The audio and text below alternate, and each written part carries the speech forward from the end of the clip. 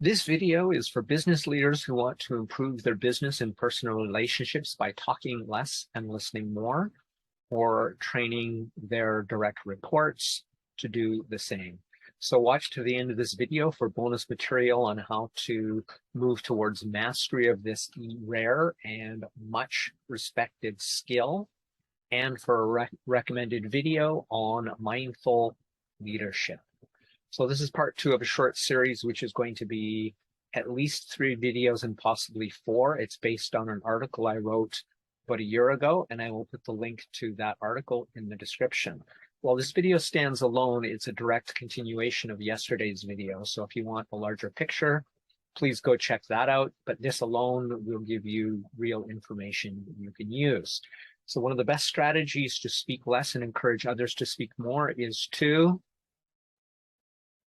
pause between your thoughts and at the end of sentences to encourage other people to think through what you've said and to respond. This is especially powerful because how you do it is important. This is going to take some practice to do this well. It's especially powerful, though, when you use the duration of the pause appropriately. If you make it short enough, people will understand that you're just going to continue and you're just making it more legible what you're saying. But if it's longer,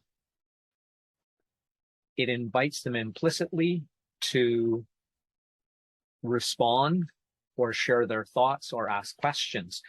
So going up to about 3 seconds, so that's between 0 and 3 seconds, but towards 3 seconds is typically good. If you exceed 3 seconds, which is called a human moment, a longer pause beyond that tends to get uncomfortable and awkward for most people if that silence isn't filled. Other people in the conversation will feel compelled to fill that because it becomes uncomfortable for most people. It takes practice to be comfortable with silence. If they don't fill the silence, the conversation will suddenly die until someone speaks. If it goes there, you may have to dig yourselves out of a discomfort, but it's better instead to learn to intuit the right timing so that they and you keep a natural conversation going without running into that discomfort. If you doubt that this human moment exists or that this timing is real, it's easy to test. I demonstrate this quite often in my classes, especially when I'm dealing with high-level executives and teaching them English for the purposes of business, because I want to teach them not only how to converse in English, but to get the timing right. And a lot of native speakers don't even have this right. And that is to calibrate your timing in business contexts in such a way that people understand, yes, I can speak, I can ask a question here, or no, they're just reflecting and they're going to continue in a second. Anytime people interrupt one another, especially talkers like me and probably you if you're still watching, it's almost never a good thing. So try this, or I try this, either one.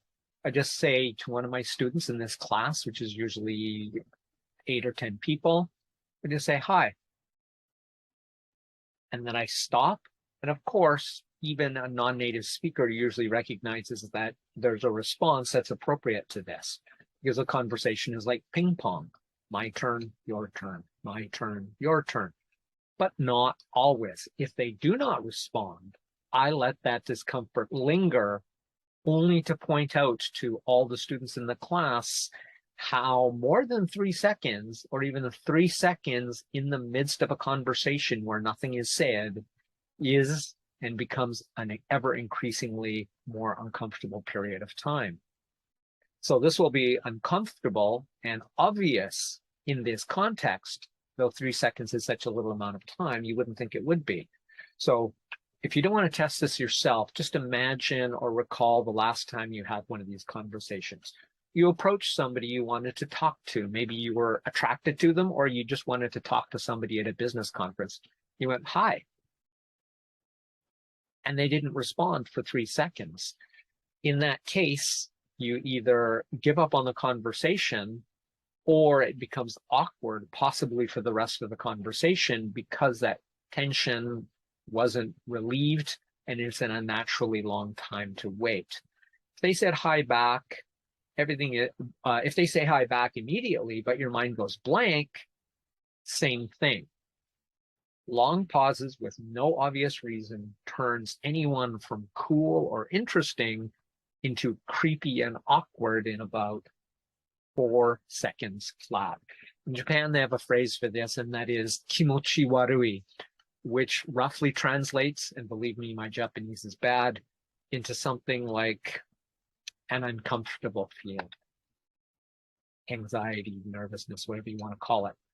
So now that you've mastered the timing, truly listen to what they say after you finish speaking, and do not speak again until they're good and finished for 3 or more seconds.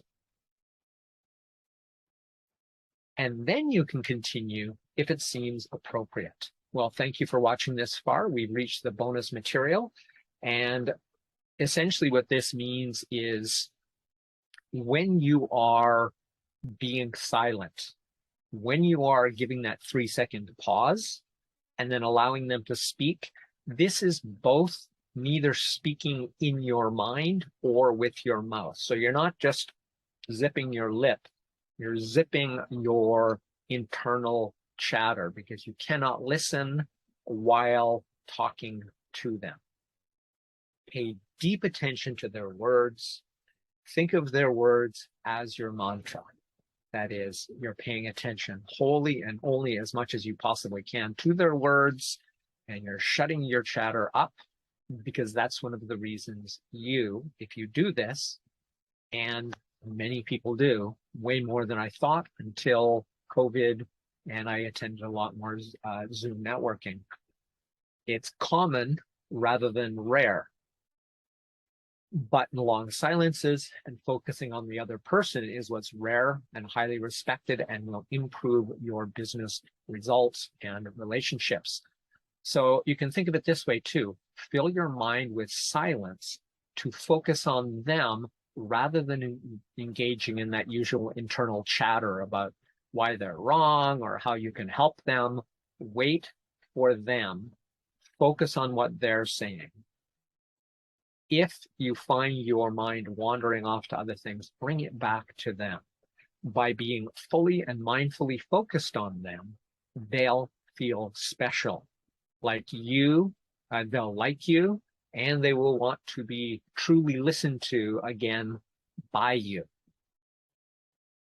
While doing this, because you're not shattering your mind, will catch far more of what they're saying, and you can formulate much more thoughtful questions or replies or responses because you were really fully listening to them. More mindful listening coupled with less speaking will take your leadership, relationships, and business to the next level.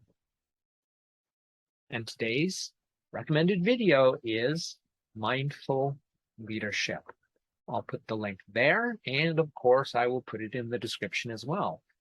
So if you want any help applying active listening or other neurocognitive leadership techniques, all of my techniques are based on science and not just hippie hearsay, then you can reach out to me directly by email at tim@crush-it-club.com, just like right there. Or you can reach out to me through my website, which is, surprise, surprise, crush-it-club.com, so that we can start that conversation. This has been Crush It Club 227, Active Listening, self-management skills for speaking less. My name is Tim B. Green. Bye for now.